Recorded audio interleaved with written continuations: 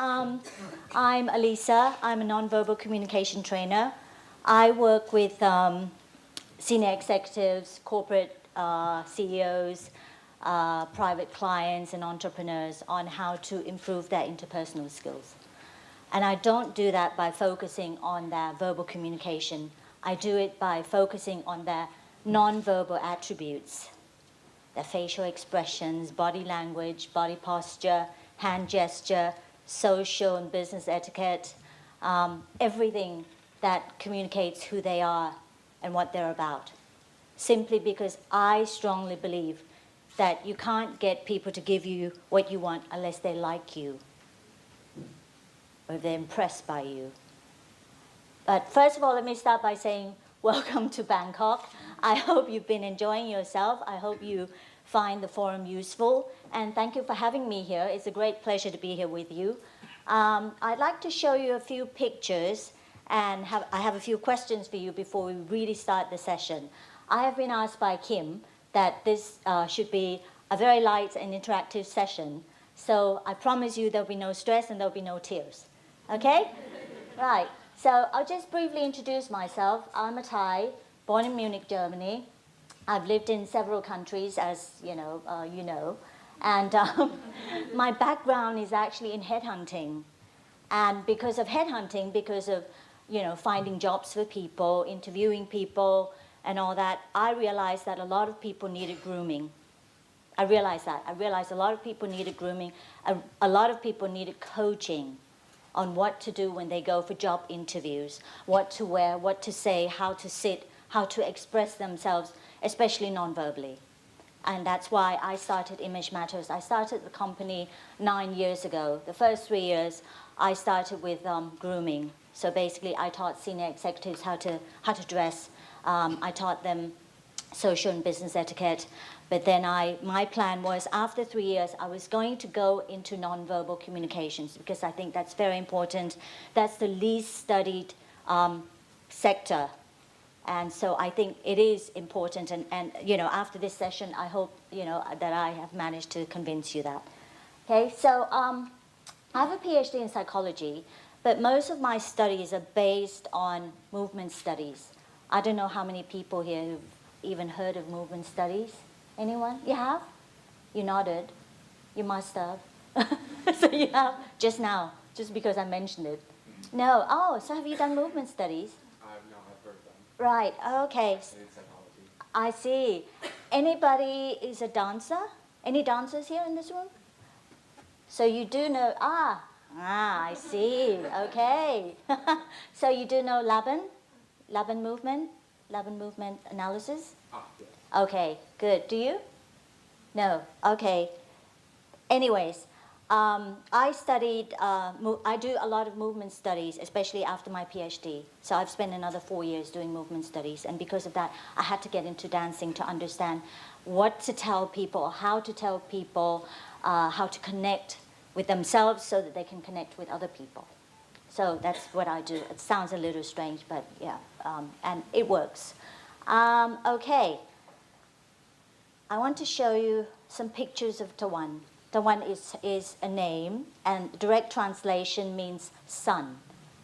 S-U-N, sun. I often refer to her as sunrise. I'll show you the first picture. How old do you think Tawan is? It's a bad one because, I do everything on my Mac, and now I'm using a different computer, so the resolution is different. How old do you think this girl is? 20? Did you say 20? Okay, so how many people think she's like 20, 22? Okay, older than that? Anybody think she's older than that? Okay, I'll give you another one of her. That's a bad one too. I'm sorry, when I worked on my laptop, it was perfect. What do you think she does for a living? Sorry? Go to school? Really? She looks that young? Okay. So who thinks she's still going to school? Okay. Who thinks she's working in an office? Okay. I often refer to her as sunrise. This is how I met her. A month ago, actually for the past 5 years, I've been conducting all of my private classes at Marriott Sukhumvit 57. And one day I drove in to the parking lot, and there was this girl giving me, parking tickets. And I thought, wow, this girl is very pretty. And not only that, she's so young. Why is she here? So when I went upstairs, I couldn't stop thinking about, why was she there? And then I every day I go, I get the ticket from her, and then I think twice I gave her some money. And then she disappeared. So I asked the Marriott where she was, and I asked if they could get me her number. So they gave me her number. I phoned her, and I asked if she could come meet with me. So she did. She came and meet me, and I offered her a job. She's standing right there.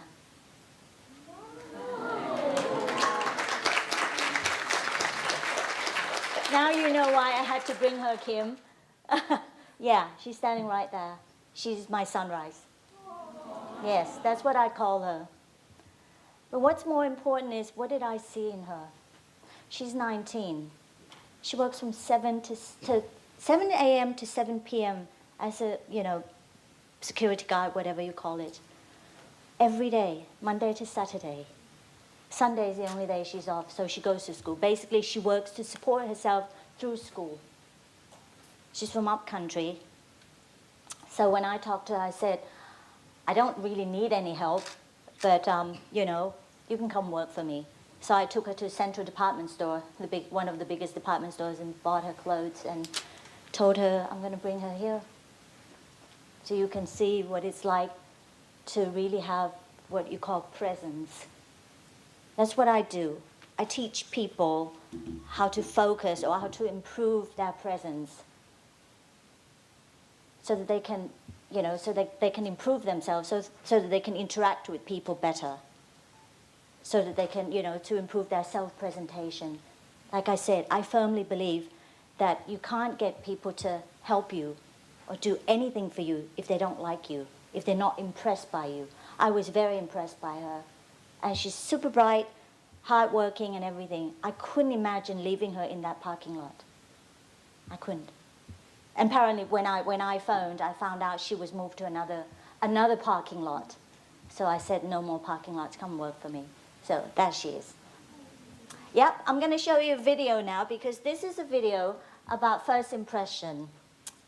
What makes a good first impression? So this is what we're going to be doing today. We're going to talk about first impression. We're going to talk about presence and why it's so important for all of us to have presence and what presence really is. Okay? Now, this is probably one of the first few videos done. Do you know Phil Zimbardo? Yeah. Okay, so he's done this research. This is very interesting because what he's done is there's a headhunter in the room. She'll be interviewing 3 ladies for a PA job. And so we will go through each one. We will see how she interviews them and how she reacts to them and everything. And I'll pause as we go through them, and then I'll ask you what you think. Okay? But it's easy to understand anyway, so. Observe what happens when we put real people in a field experiment. We're interested in things like cooperation and competition. We're interested in group dynamics, how leaders emerge, how rules can come to control people. It's a big day for these 3 women. They're competing for a secretarial job starting Monday morning, and we've been allowed in to film their interviews. They've got 15 minutes each to prove their worth. Or have they? We're about to find out how long it really takes to make a lasting impression. The candidates will be facing Judy Fisher, a recruitment consultant with 30 years' experience. We've given her this dial, which is connected to our control room hidden away in an adjoining office. There, we're effectively going to read Judy's mind. This machine will make a trace of her thought processes. If Judy's impressed, she'll turn her dial up. That will produce a trace high on the screen. If she's underwhelmed, she'll turn it down and the trace will sink. Everything will be scrutinized by occupational psychologist Terry Kellard.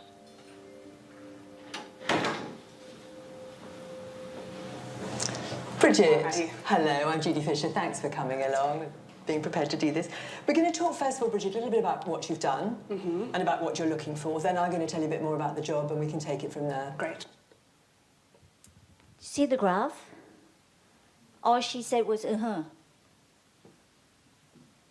Why do you think Judy likes her? She came in smiling, confident, and acknowledging and listening How did she acknowledge her? by a verbal noise, so to Okay. say, and eye contact. Okay, yes, thank you, yes? Very Because it good. shows you're confident in yourself Yes. and you're open and listening. Do you know how eye contact started? No? Okay, I'll show you a video later. But anybody on this side want to answer my question? Yes. Yes. Is it me? Yes, you. I think she looks quite well presented. Uh-huh. Just how she's dressed. Uh-huh. That's true. Yes. Hi. I also think the way she walked in and the way she's sitting is a mixture of being confident but not aggressive or too powerful because she's closing herself in slightly. Okay, So very she's good. not trying to demand power from the situation. That's very good. So she walked in, the way she walked in made her look confident. How did she do that? What did she do with her walk, the way she walked? How did she walk? Yes? She walked up straight and with purpose. Yes. So that's the key word for today, uprightness. We'll talk about that later. Okay? So, I mean, look at her graph. Let's see if it goes up when she speaks. Okay? Yeah. Bridget's been sitting down for just 12 seconds and said all of 5 words. But her trace has immediately gone up from an average reading of 0 to an impressive 56. Let's just start with, got your CV here. Clearly she's got a positive impression. That's the most important bit of the interview. Mainly. That would have been based on what she looks like. She looks like a PA. Yeah, I like that, and I'm good at that, and I'm efficient and fast, and I do as much of making sure everything's in order as possible. The trace remains high right till the end, finishing at nearly 100. Bridget's prospects look good. Well, you seem very focused. I'm sure you will. You've done really well. Thank Thanks you very so much. That's great. Bye-bye. Bye. All right. So what did she do as she was speaking that made Judy like her even more? It shows that we're enthusiastic. Uh-huh. What else does it do? Yes? It also communicates a lot about our personalities, since a lot of our visual interpretation informs what they say. Mm-hmm. The way Okay, they say. very good. Why do we use... Yep. It also shows that she's passionate about what she's talking about. Mm-hmm. Mm-hmm. Why do we use our hands? Why else? Yes. It's to emphasise key points in Yes, your as she speech. was saying, she's very in order and all that. Okay. So, yes. I just want to offer another opinion because Sure. having spent some time in China, I've discovered they don't really like using hands when they speak, and they, at least just want to bring some cross-cultural talking because in China I think they may believe it's impolite to speak with hands moving around. It's impolite to speak with hands. Is that what you Yeah, just said? so same situation happening in another culture can have a different consequence. Uh-huh. Okay, I totally agree with you because I sort of grew up here for a little bit, and going to school here, interestingly, kids are told, and you would understand this, kids are told not to point and not to move around too much. And that stops you from learning anything. So learning becomes, one way. You just listen to me. I'll tell you what to learn, what to remember. Where, you're supposed to point, you're supposed to move around to be able to take it all in. So, learning in certain countries are direct, but learning should be indirect. Indirect means you have to look around, look for information, and learning doesn't always have to be in a formal environment. It can be informal. You can learn from anywhere, as you are doing now. You know what I mean? Okay, what else did she do? Yes, I'm sorry, yes. I think it shows a visual side, because some people need both audio and visual to That's be able true. to fully put Yes. it together and make a full picture. Mm-hmm. And that's interesting because when I teach people about presentation skills, I always say, nowadays in school they divide kids who are visual and kids who are audio. And so when you do a presentation, at least what I do is I make sure I have both, meaning I have my audio, visual to show people who are visual, who needs to look at graphs and pictures and videos and all that to be able to understand what I'm talking about. I have my body movement. I move around a lot when I talk to people, when I teach people. And I'm very clear. I use a lot of audio in my presentation. So I think we need to take that into consideration, that you can't just use the old style, of presentation anymore. You have to cater for everyone. Were you going to say something? No, you were smiling. Oh, okay. I thought you have another example. Right. Anybody else? Yes. Hi. Yes, you. Yep.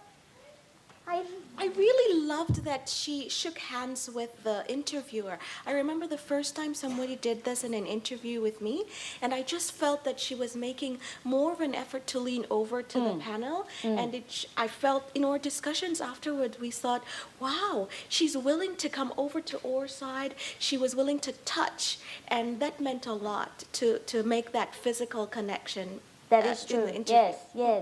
Yes. No, I think she's perfect. But let's have a look. There are two.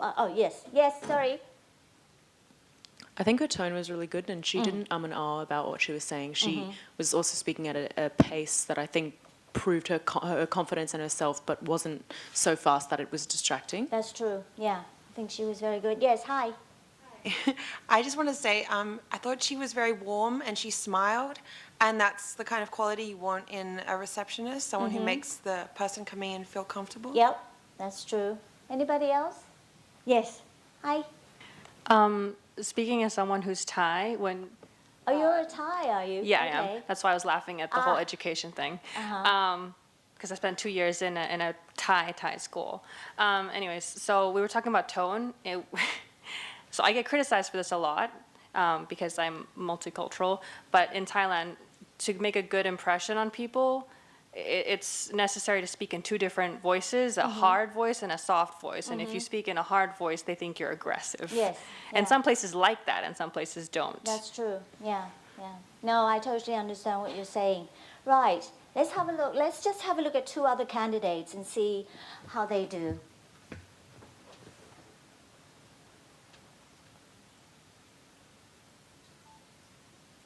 Sorry, I'm not good at this. When anybody meets anybody anywhere for the first time, in order to process information, it is absolutely essential to make a judgment about this person.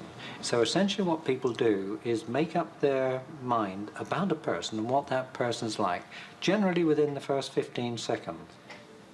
Lucy, hello, I'm Judy Fisher. Thanks so much for coming along to see me. We're going to just talk a little bit about... Lucy looks fine, so her trace starts slightly above average, but only just, and it doesn't last. It was my favourite subject. What do you think of Lucy? Small and quick to the The way she hid her hands. Yes. That's interesting. Maybe she's not deliberately hiding her hands, but that's really interesting. Right, yes. I think it made her look like she wasn't prepared for the questions, even though it was a basic question. Because she's not spontaneous? She took quite a deep pause before answering the question, and then sighed. It sort of indicated that she didn't have an answer and was conflicted about what to say. Right, okay. I'll tell you a short story. I had a client who came to my class, and apparently she's from the human resources, and she told me that they were looking for this position for about a year, and then they just hired someone, and that person probably stayed for about a month and left. So I said, what happened? And she said, what happened was they had 3 candidates. Yeah, just like that. They had 3 candidates. This person was the best. I said, how? Well, she's left. She said she was very spontaneous. She was very quick in answering all the questions. And then I said, okay, so what are you going to do now that she's left? She said, well, the second one wasn't bad. I said, why didn't you take the second one in the first place? Because she hesitated, or she sort of took a while before she'd offer any answers. So is that a crime? Because we're not all spontaneous, are we? Yeah. Yes. Sorry. When I'm in interviews, sometimes I take a pause as well because, I don't know, in my opinion, I think it would be better for me to give a structured answer rather than waffle an answer that's not as impressive. A structured answer. What does that mean? So making sure I answer their question effectively. Okay, so you don't really pay attention to the interaction? I try to, but they do.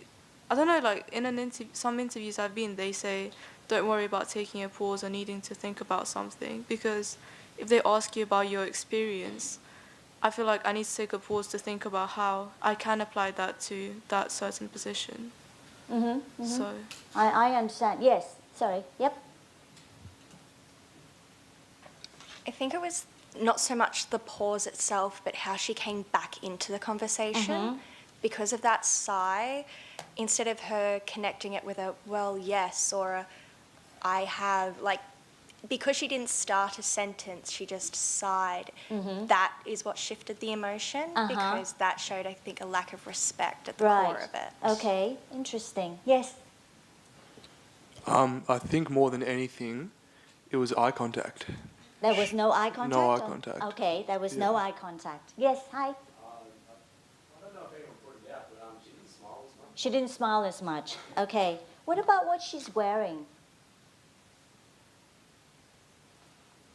It's all just one colour. It's all like just there's one no colour. contrast in it, and I Okay. think contrast is very important. Contrast is very important, yes. It adds to your personality, I feel. It does, it does. And isn't she a bit sort of like all covered up in a way? You know what I mean? Her hair and everything. Okay. Anybody else wants to say anything? Any comments? Any other comments? Right, so let's see how she speaks. Maybe Judy will like her more.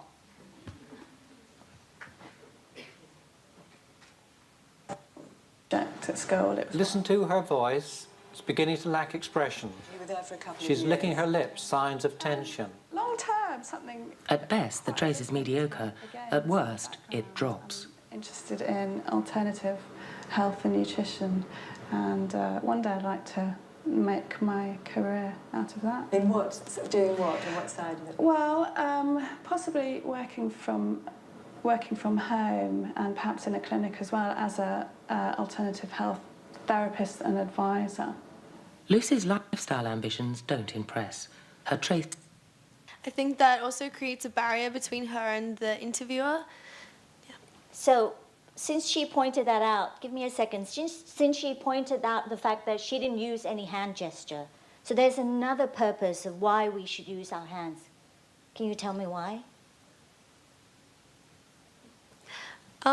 Because it breaks down the barrier. It like makes the space closer between you and the person that you're talking to. So it sort of creates an environment where the two of you are in the same. It connects you with whoever you're talking to, right? You're extending something to them. Yes. Sorry, yes. I personally thought she shouldn't be mentioning that she wants to work from home if she's here for a job. It doesn't show commitment towards her profession. Thank you. Yes. Her projection of sound is quite poor, and it sounds like she is not affirming what she said and is not confident enough. Yeah. I think she's using only one tone, and Yeah. she's not very variating with it. So it shows that she's bored, kind of. Yeah. Yeah. Oh, you were going to say the same thing. Yes. Answering her questions, which I think breaks the connection if you've formed one. Let me ask you one question before I take some more comments from you. What do you think a good conversation is? What is a good conversation? Well, people tell each other things because they want to be listened to. Yeah. So a good conversation is acknowledging that you're being listened to and that you're getting facial feedback from the individual means that you're acknowledging that you're what their experience, whatever they're telling you. Okay. So how do you acknowledge what is being said to you by someone? You nod. It can be verbal and non-verbal cues, so small sounds, and then also when you're given a chance to speak, repeating something back to confirm that you've understood. Without that, you're not having a conversation. You're just wasting your breath. Do you know what I mean? So without that, like if I'm standing here and you guys are not asking any questions, I'd be out the door in 3 seconds. Okay, so somebody, yes, hi. Hi, I just wanted to say, like, the combination of her, like, the monotone voice and not using any gestures, I was really bored just listening to it. I was sort of just waiting for it to be over. Yeah. Yeah. To me, she just looks so low intensity, if you understand that word. Yes. I found her, when she did change from her monotonous tone, her inflections were quite harsh, and also her tone itself was quite high-pitched. I'm not sure if that's her voice, but yeah, the inflections were quite uncomfortable, I found. Yeah. Yes? She was asked about her ultimate career ambitions, which is a great opportunity to demonstrate how the role you're applying for is actually going to be beneficial to you. And she sounded not only very vague, which suggests that she doesn't actually have any, but she also sounded incredibly dispassionate, which is not appealing. That's true. Okay, yes. When you're explaining something about your past experience, it brings your past experience into a reality when you are experiencing with your gestures and postures, like with your hands. So it makes the other person to get interested in what you did earlier, and it interests them to be, oh, this is great, what you did. So tell me, according to you, how do you show enthusiasm? With your gestures and posture, with your hands, the way you talk, with your eye contact. Very good. Yeah. Okay, thank you. You were going to say something. Just in addition off to what he said, smiles too. Smiling definitely shows that you're enthusiastic about a topic.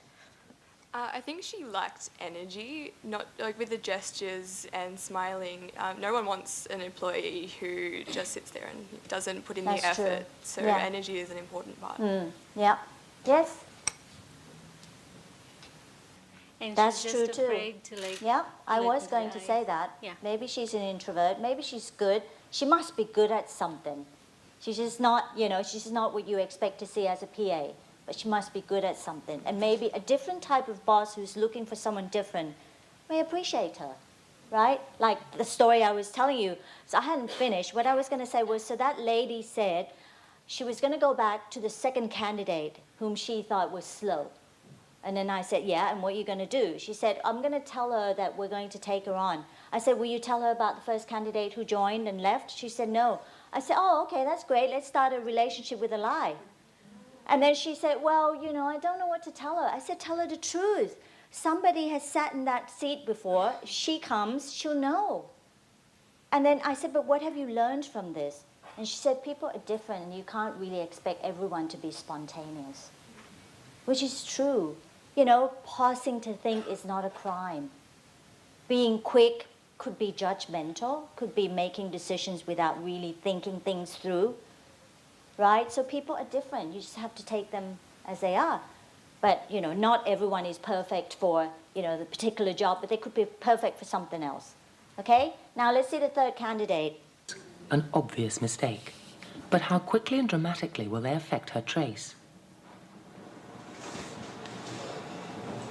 Valeria, hello, I'm Judy Fisher. Good to meet you. Thanks for coming in. In 3 seconds, it's plummeted to a feeble -50. Neither Lucy nor Bridget ever sank that glow. Just going to talk a little... So, shopping bags. Is that really why Judy didn't like her? Seriously? Yes? I think it was more to do with the way that she came in and turned her back to put the shopping Very bags good. down. Very good. Somebody around here was going to say something? Yes? Well, similar to her ideas, she doesn't really go in as a interviewee or as a candidate. She kind of like using this space as for her own self to put her own back down and facing back. Okay, yes? I'm not sure if she did rate the interviewer. Very good. That's what it's about. I think she was saying the same thing. Yes, somebody was going to say, yes, hi. I was just saying about if she's unfair. Yeah. Just straight to the shots and things. She didn't give herself time. Mm-hmm. I guess prepare properly. Okay. Do you know we're all territorials? Yeah, we are. Imagine this. She walks in. She had shopping bags in her left hand. Yeah. She opens the door with her right hand. She turns around and puts the bag down. So she was showing her butt to Judy. She didn't get a chance to say hello. She didn't even look at her. She didn't acknowledge her. She didn't smile. she was just preoccupied with her shopping bags, right? Or getting rid of her shopping bags. So, I mean, that's number one rule. When you go into somebody's house, you say hello to them. So that's exactly what she didn't do. I'm sorry, yes? Yeah, she also didn't ask for permission if she should drop the bag. Exactly. She should place the bag. Well, I don't think she should have even taken them in. She could have even left them outside. I did this all the time when I was interviewing people, and when my staff used to call them and ask them to go and meet with, our clients for interviews. And we say, if you're early, if you're half an hour early, go for a walk. Do you know what I mean? Go for a walk before turning up at the client's offices, because it's just too early. If you're 15 minutes early, it means you're well prepared. If you're 30 minutes early, it's a bit too keen. So just go for a walk, go sit in the loo, whatever, You know what I mean? It does, I mean, and we get a lot of candidates who say they are so busy, they are so happy with their jobs, this and that, but they turn up like 45 minutes early. You can't be that busy. So, so we always say that. And we always say, if you've been shopping, because most of our clients are in, office buildings where they have shopping malls downstairs. I say, if you go shopping before you go to the interview, go and put the bags away in your car or leave it with the reception. Just don't take them in.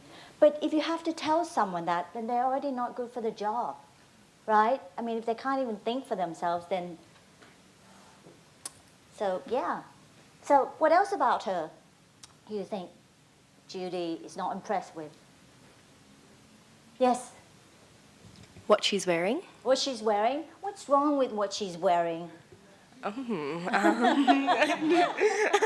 don't mean to be judgmental, but I think the jewelry choice and the choice of T-shirt, I think it's a bit low. Okay, so low neckline. Yeah, low neckline. Right, It's not contrasting properly. Okay. So have you ever thought of this? Maybe the reason why Judy didn't like her and didn't like the second candidate is because she already liked the first candidate so much. Yeah. Sometimes you can't compete no matter what because they're already impressed with somebody else. They like somebody else. You have no chance. That's what I thought when I first watched this video, because I thought, you know what? The second girl, I mean, honestly, if there wasn't the first girl, the second girl wasn't so bad, except for the fact that she's just, she just has no energy. She comes across as she has no energy. But if you didn't have the first choice, you'd be left with the two of them. Who would be your better candidate? Right? Valeria was in fact an actress planted by us without Judy's knowledge. I'd actually been told by Terry to fidget, to not look her in the eye, to not smile, and to move around in my chair quite a bit, and just be evasive in general. Isn't that interesting? So she was told to what? To have no eye contact, to be evasive, to move around, and what else? Fidget a lot and all that. So that's totally the opposite from what I said. What is a good conversation, right? So a good conversation, you'd be looking at someone, you'd be nodding, you'd be smiling, you'd be, acknowledging them, you'd be probably answering them or asking questions. So she's been told to do the totally opposite in order for her not to come across as professional. Now, let's see this. But look closely at the first 5 seconds. The 3 women have already been ranked in order, and the order never alters. Bridget, hello. Well done. You did really well in your interview. You were absolutely excellent, and we're delighted to offer you the job. So many congratulations. Thanks very much. And the very best of luck. That's great, thank you. Bridget's been in her new job for 10 months now and is doing well. I was quite surprised that it showed the results so quickly, the first 5 seconds, though some of them were very obvious. Valeria was, within the first 5 seconds, was going to have to fight very hard to get better. But first impressions are very, very important. So originally they said first impression is formed within the first 15 seconds. But if you watch this, it's what? It's 5 seconds. And they don't change their minds once they put a stamp on you. So you really only have 5 seconds. That's very short, isn't it? Yeah. So no matter what you say, it doesn't matter after that, because once they've labeled you, you're dead. Yes, you were going to say something? I didn't mean you're dead, but you know what I mean. Low neckline, this, that. Males, females. No, we didn't. Okay. No, that's the only experiment Phil Zimbardo's done. in order to, it's all about first impression. So he did this experiment. Yeah, looking at it like, it's just my opinion as an engineer, we look at like, you've got to have a spectrum. Yeah, but sure. like looking at, But the this is do's so and old, don'ts. though. Yeah. You know that, Oh, so- yeah, for sure. Yeah. That's very interesting. Thank you. Okay. I teach probably twice a week. I've been doing this 9 years. I don't just teach in Thailand. I teach in China and sometimes in Germany. After 4, I tell all my students to never call me. I've never been to a school reunion. Never. Last time I went to a wedding was 30 years ago. I hardly go out to dinner with my friends because I enjoy being alone. I read. I don't watch TV. I only watch 2 channels, BBC and CNN. Yeah. So I don't know whether I should call myself an introvert, but I'd rather call myself private, if you know what I mean, because I don't have problems interacting with people. But when my job is done, I want privacy. I think you are right in saying that the job market really favors those who are so out there. But then again, I think there's a place for everyone. You just have to find it. Yeah. You just have to find it. Yes. Sorry. What do you have to say about headhunting for those that there's a common, many studies that have been done that show that people with non-Western, at least in the West, non-Western sounding names or Muslim names are already prejudiced against by hirers. What do you have to say about that? Nothing. I have nothing to say about that. Well, it's really unfortunate. It really is. And I travel a lot, and so it's kind of hard. Yeah, I travel a lot, and being a Thai, it's not easy to travel. Being a Thai woman, it's not easy to travel. Fortunately, I was born in Germany, so it's stamped in my passport. Even then, when I go to the German embassy to get my visa, I can see how others are being questioned. Do you know what I mean? I know it's a protocol, but that's when you sense that it's just so unfair. And that's a small scale. But when you think of the bigger scale, which is what you just mentioned, what can I say? Yeah. Right. Anybody else? Yes. I'm sorry, going back to the points about the 3 different women, I don't think it's valid to criticize their appearance or their clothing. I think this criticism of their clothing is one of them is wearing too many dark colors and the other's wearing something too bright, and I feel like you can't win. As long as you look professional by the guidelines, I don't think criticizing their appearance or even in that case their weight has any relevance to how suitable they are for the job. No, I totally agree. But think about this for a second. The first lady, she came in, her hair was put up. Yeah. Think about this. Why did we say she looked professional? The way she carried herself, yeah. The second candidate, why did we say she looked like she had no energy? Exactly. The third candidate, why did we not like her, or why did Judy not like her? The way she carried herself. So, clothes, I always say this when I teach, and actually I just said this yesterday. I was working with a CEO, and I said, I believe we all just like clothes hangers. I have seen some expensive ones, and you can hang anything on them, and, the clothes look really good. And I have seen some cheap ones, and once you hang whatever on them, the clothes look really cheap. So it's up to you what you want to be, really, right? But a lot of it has to do with your posture and how you carry yourself. Okay? Anybody else has anything to say? Yes? You're so far away and your arm's so small. Chances are Lucy is just born to be an introvert where they are uneasy to look into people's eyes for a long time, and it's an unconscious thing. And are there any ways or method to improve the situation of eye contact for introverts? Can you wait 3 minutes? I'm going to get into eye contact in 3 minutes. Can you wait? Can you hang in there? Yeah? Okay. Anybody else? Yes. Well, I've heard that there was a psychological research saying when men smiling, people tend to... When men smell or when men are smiling? When men are smiling. Okay. people tend to think they are not trustworthy, but when females are smiling, they tend to think they are polite and trustworthy. So, have you heard of this? No, I have not. No. Well, actually, I have read something similar, but it's not about the way a person smiles. It is about the size of a person's eye. Yeah, I've read that they have done some research to say if someone has big eyes, they look more honest, and smaller eyes, smaller eyes, they're not trustworthy or less trustworthy than people with big eyes. And I think that is just simply because we always say that looking at somebody's eyes, eyes are the windows to the soul, whatever. So that's what it's about. Yes. At people that are usually around, like Western people, then they interpret body language differently than people from other cultures. Just for example, the other day we were talking about what it's rude to do if you're in foreign cultures, and they did this demonstration where they were just pointing at something, and we were like, what's happening? And then they had to explain afterwards, oh, in our culture it's really rude to point, even if it's in a positive context. So maybe the small eyes and big eyes would be different depending on what your heritage is. Or the smile. Or the smile, yeah. If you're used to, different culture. No, I totally agree. Yeah. Anybody else? Right. Okay. I'm going to move on. Oh, ขอบคุณค่ะ Thank you.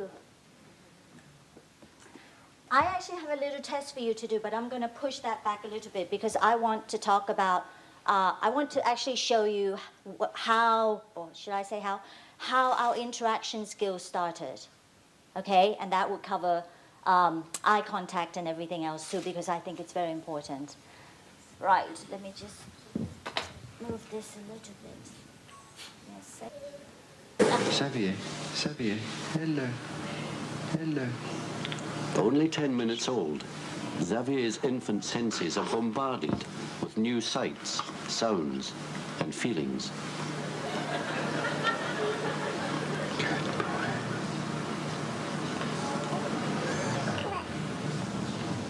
He watches his father pull faces and then slowly responds. This isn't conscious mimicry. Xavier doesn't even know he has a face.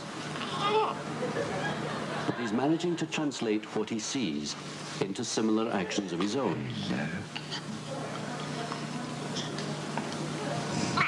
He copied Daddy.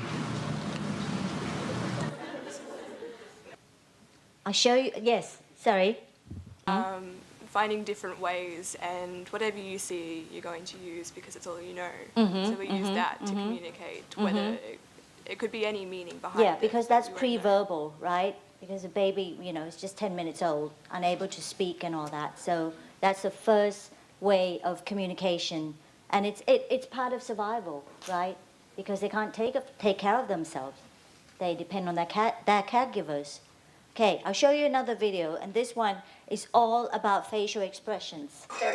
Babies this young are extremely responsive to the emotions and the reactivity and the social interaction that they get from the world around them. This is something that we started studying 30, 40 years ago, when people didn't think that infants could engage in social interaction.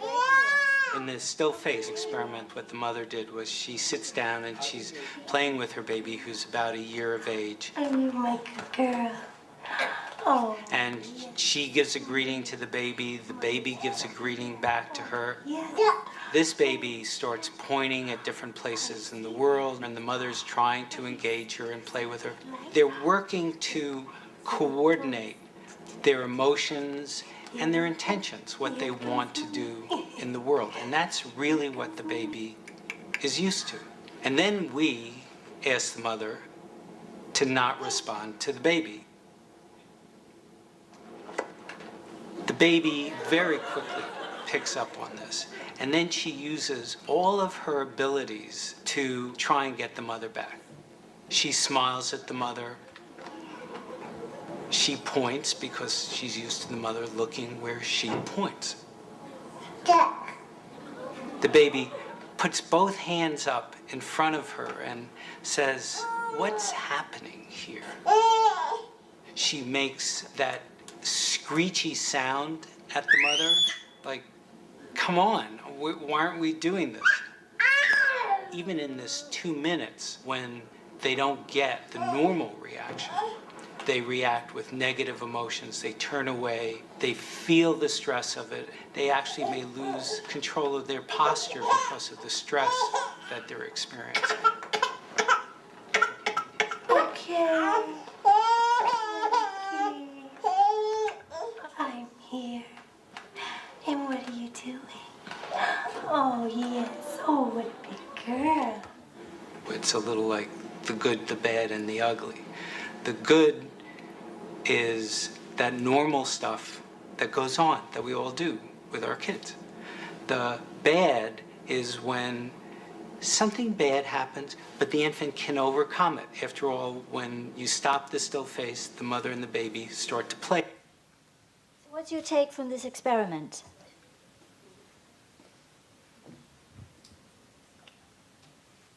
Anybody? Yes? Probably that you can communicate without words, so you can communicate using just non-verbal communication, and even infants or like babies 1 year old are able to do that still. One thing, the one most important thing I picked up from this experiment is the fact that we are so quick in recognizing somebody's emotions through their facial expression or lack of facial expression. That's how fast we are. And so that's why face has become the biggest channel of communication. So big that a lot of times we're only good at reading faces and we forget the body.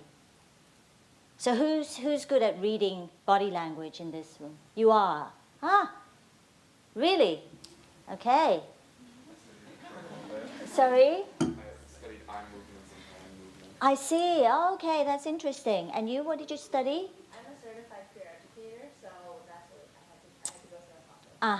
Okay. Just two of them? Anybody else? Yes. I feel like I know how to read body language very well because I've worked in recruitment. Oh, you worked in recruitment? Yeah, How many years? About a year, not very long. I see. Okay. Anybody else? Impressive. Yes. I feel like I'm pretty good. I've received some training, and I talk about mental health to high school students, and I have to watch them closely in case someone's getting upset, and then I can address that. But yeah, I think I'm all right. Okay. Yes. I haven't forgotten you. It's coming up. Actually, I am a playgroup tutor, and I teach kids. And then I have some trainings on like how to read children's like the facial expressions, what is their needs. Like they are introverts, so they are not forcing out what they need. But as a teacher, you have to observe. Yes. Yes. Definitely experts in picking out things like that. But I think we're all kind of experts in ourselves just through our nature. I mean, even that baby was an expert, obviously. So yeah, I think we're all pretty good at it, but obviously there's people that are amazing at it. Yeah. No, I think we're all pretty good at reading body language, but it's just how far, and how accurate we are. And, I think it only comes from a lot of experience, like with you, for example, if you work with children, I mean, they're a good source of, body language. If you want to read someone's body language, starting with them is a good place. But would you say, or would you agree with me, that children's body language and adults' body language is totally different? Totally different. Yes. Children come at it, the entire world, in an unfiltered fashion, whereas humans, as adults, very much put in a barrier. And so why do we do that? We choose the way we want to present ourselves. Why? So that we can come across a certain way. Okay. Why do we do that? Why do we want to come across a certain way? Yep. I think like in different situations, for example, if I don't know, say it's like your first time going on a date or something and you're not very experienced and you feel uncomfortable, but you're trying to present a different, a different you? A different you, yeah. So you overcompensate, or you might be uncomfortable. You try to impress? Yeah, or even trying to fit into situations where you haven't got experience, or like in crowds, if you're introverted, sometimes you're overthinking your movements, and so it doesn't look natural as well. Remember, yes, sorry. I think it speaks to sort of a transactional sort of context that we all live in. Every kind of communication has a purpose, and so the more older we get, the more experience we have in different facets of our life, we will draw upon the strengths that will best suit us in what we want out of that conversation or out of that interaction. You're right. Remember the video? There was a psychiatrist called Terry who was analyzing the video, and he was saying when anybody meets anybody for the first time, we gather as much information as possible in order to make up our minds about what the other person is like. Why do we do that? Why is it so important to gather information about them? What do we want? Were you pointing at him, or are you raising your hand as you went back like that? I thought you were pointing at him. Yes? I was just gonna say, like, from like a historical point of view, collecting information rapidly about a situation was due to safety. Like, I guess it's also where stereotypes come into play. If you see someone that's threatening, you're trying to catalog information rapidly to understand, like, the position that you're in and what the relationship between you and the person would be. And in a more professional environment, you're trying to appeal to someone or present yourself. Yes. Just building on to that, is essentially you want to see whether that person's a threat or not. You want to see whether that person is what? A threat. A threat? Yeah, threat. Oh, yeah, a threat. That's true. Friend or foe? Okay. Anybody else? Anybody got any questions? Eye contact is coming on. Okay, this mother and this baby are in a process called attunement. His eyes and her eyes are locked together, not locked together, but dancing together, really. And in this child's brain, 1,000 connections per second are being formed. And this child is learning to read facial expression. This child is learning about the world. He's learning that the world is responsive or not responsive. He's learning that he can be an object of delight, that he can delight others. He's learning what he's worth. He's learning what the world is like. He's learning so much so quickly that we can't even conceive of it. This interaction is critical for human development. Without it, you're impaired in so many ways. I can't even begin to speak of them. Some of them you see in your courtroom. And so what happens is impulse, the mother, by the way, is being changed as well. Oxytocin is being secreted. She's learning, she's actually in an altered state. And you moms and dads know that, right? When you're in that state with a kid, especially at that age, and they're gooey and all that stuff, you're in a reciprocal interactive state that is the foundation of empathy. Okay, so the impulses come in through the eye, they go to the visual cortex, they come up here to the limbic system, then they go up here to the frontal cortex, and the whole brain, it's not just one place that empathy resides. It resides all over the brain, and it's a process. Here's another example.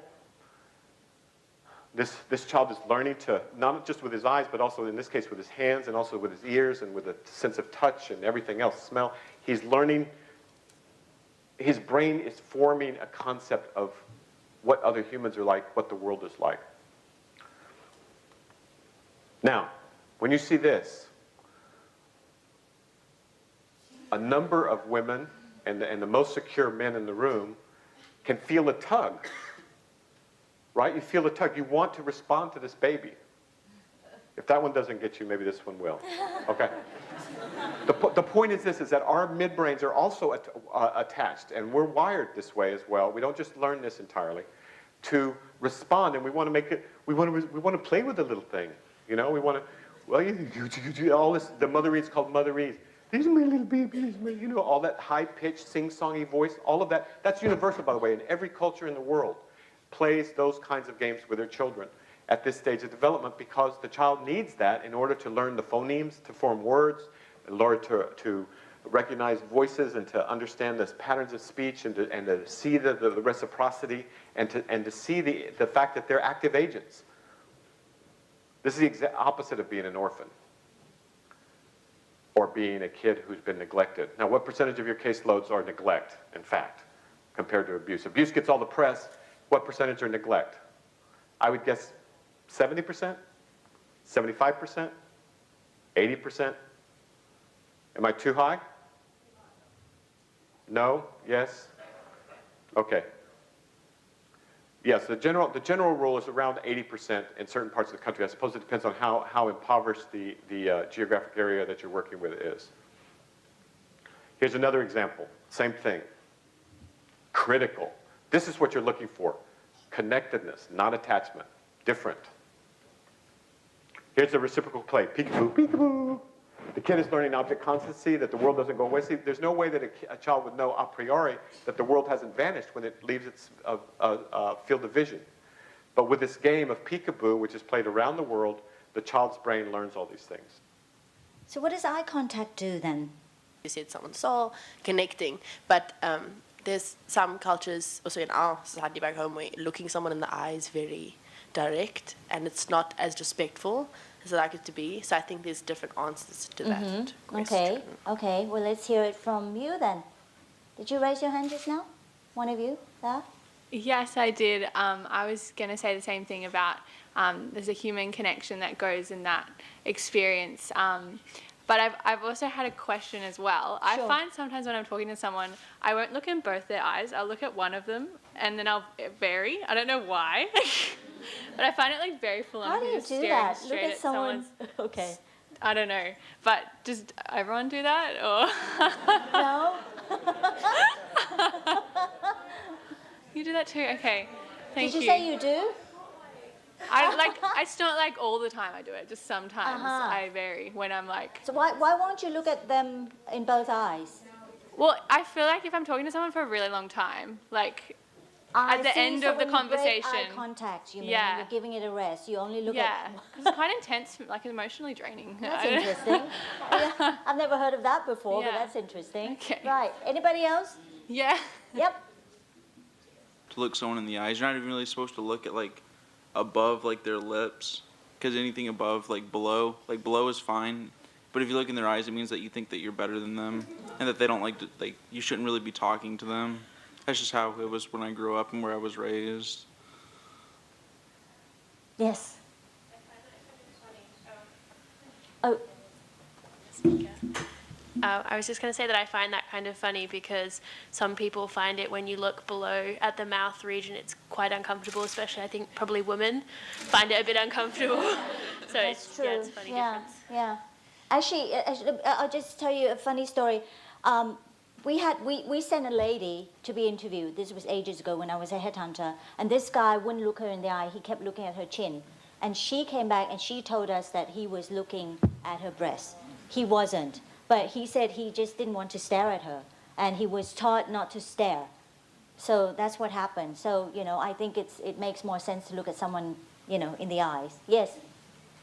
Well, I can't really figure out why in some cultures it's not okay to look in the eyes, but I'll look into it later, maybe. But still, I think it's ultimately a show of confidence.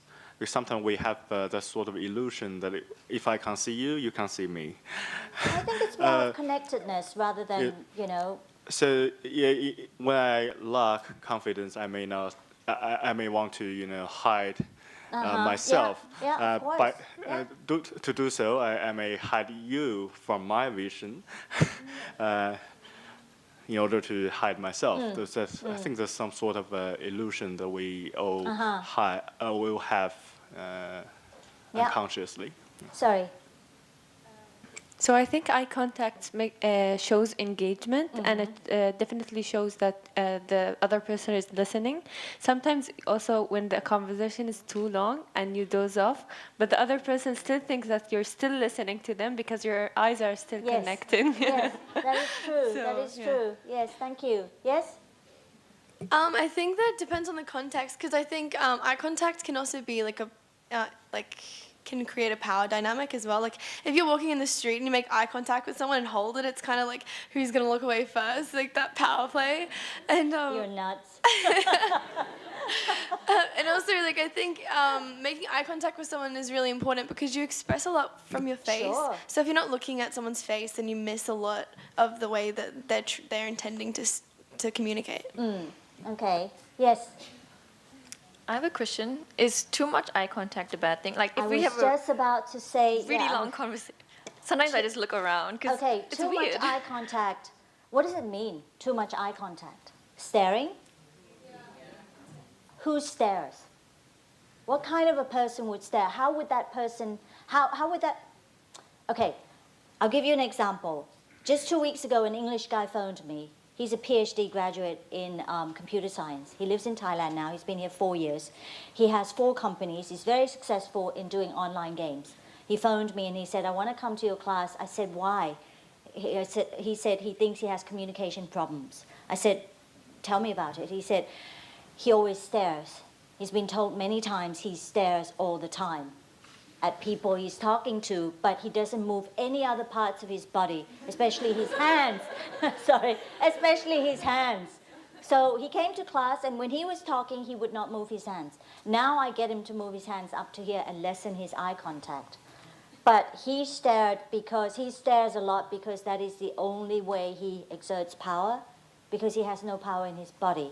It's a different story though. But coming back to what you were saying, I think there are people who stare because of dominance. Do you know what I mean? Because they want to show dominance. Either that or, you know, I have met a lot of kids nowadays who are different and they've never been taught to not stare for too long. And they would just stare throughout, you know, the whole conversation. And they don't hardly blink. I've never met anyone. I met this boy the other day. He was so funny because I don't think he even blinked. And I felt like going like that, you know. Can you blink? Yeah, so I think my take on it would be too little is not good and too much is just not good. So you really have to find that balance. Yeah? Yes. Would you describe that as a symptom or a cause? Because sort of like our brains, the emotional part of our brains don't have capacity for language. Mm-hmm. So I'm sort of like suggesting that what if people can feel your authenticity and your confidence, and so then your body language is sort of more a symptom of that, if you know what I mean? No. No? No. I'm saying that, for example, with eye contact. Yeah. If I say that I had a conversation with someone that I really liked, I would love for them to look me deep in the eyes for very long because I like that person. So my emotional part of my brain is appreciative of that. If I met someone I felt uncomfortable with, I wouldn't like them looking at me. So that's why I'm suggesting that perhaps body language is just a symptom of our emotions. And yes. Now I know what you mean. Okay, can you picture this? If someone is staring, someone who likes to stare, let's put it this way. Someone who likes to stare, what do you think his posture would be like?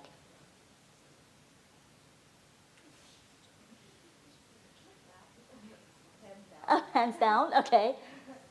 If someone is always staring, well, imagine whoever you were talking to and he was always staring at you. What was his posture like?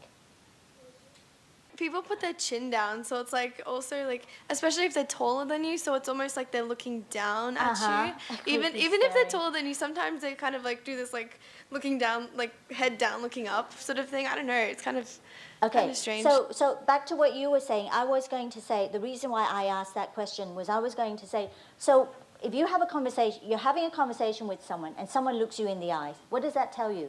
Number one, you're having a good conversation. Number two, you're on par. Number three, the person is confident. Would you say that? So if someone is not looking at you, what would you say? How would you describe the person? Why do you think the person is not looking at you? Yes. Probably similar to what we said before, quite small and that rounded idea, the kind of like pulling away. Okay, somebody was going to ask me a question. Somebody raised their hand over there. Oh, yes. Just on that, they'll be sort of caged in, like trying to protect themselves, like if it's nerves at least. Yep. I have one more slide. May I have one more? I'm going to show you one more slide about posture. But before I do that, can you all stand up, please? Okay, so 2, 3, yeah, why not? 4, 5, 6. What happened to the rest of you? So what happened? Yes. I'm both an introvert and an extrovert. Sometimes I crunch my back, and sometimes I straighten it back. So it depends on the situation and whether I'm comfortable with the subject that I'm talking about or the area. Okay. We all do that. Postural changes or posture alterations. We all do it because we have to get comfortable. I'm sure, I've been talking for an hour and something. You must have moved 20 times to get comfortable. Yeah? To get comfortable. And when you're asking questions, you'll be in a different posture. But your posture in general, what do you think your posture says about you? So show me a confident posture. Not with the words, do it. Show me confidence. So what would your stance be like? Would you be like this if you're confident?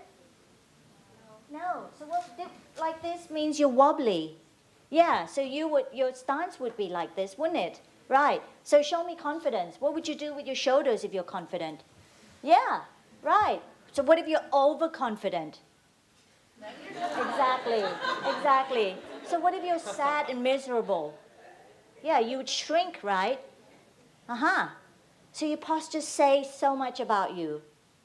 And let's say if you're standing like this, listening to me, can you tell me you're going to have a good time tomorrow evening? You can't, can you? So your posture, what did you just do? So your posture says a lot about you, and your posture actually forms how you feel. Did you know that? I'm sure you know this. When we were crawling, we protected ourselves with our heads and our backs. You knew that, right? And then when we started to sit up and stand up, what's every toddler's number one goal? To be able to stand up and walk upright. Walk upright. So what does uprightness has to do with? What do you associate uprightness with? Yes. Coming from a biological level, it's about being able to see and being able to survey danger. Okay. Yes. Talking about the importance of eye contact, if you look at wolves or dogs, their eyes are on the same level when they're on the ground, but if you're a child, then you're not actually at the same level as your parents because you're facing a different direction. Looking down at, yeah? Okay. Anybody else? So what do you associate uprightness with? Yes. Standing up tall and keeping your head high. Yes. I would say stability. So they've got their balance. Yeah. Well and balance, stability, leadership, pride. What else? Wow, we have so many cameras. Pride, what else? Yes?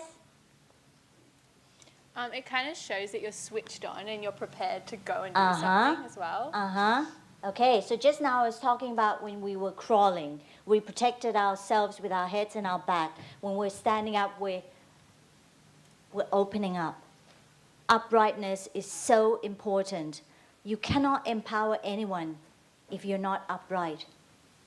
Because what does it mean? It means you can't even deal with your own issues. Right? How can you tell anyone to do anything if you can't even show them leadership? If you can't even show them power? If you can't even be upright yourselves? It is so important because imagine the opposite of being upright is what? Sunken, caved in, right? Sunken, caved in, down, depressed, insecure. What else? Everything that is totally the opposite, which is not winning. So think about this. Do you know we're born to stand up straight, and learn by opening up our bodies. Our shoulders are the gatekeepers of our hearts. That's why we pull them together when we're sad, when we're depressed, or when we're trying to protect ourselves. We've come a long way from crawling.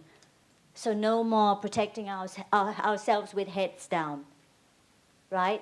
You need to embrace life. You really need to open up and be upright. Thank you.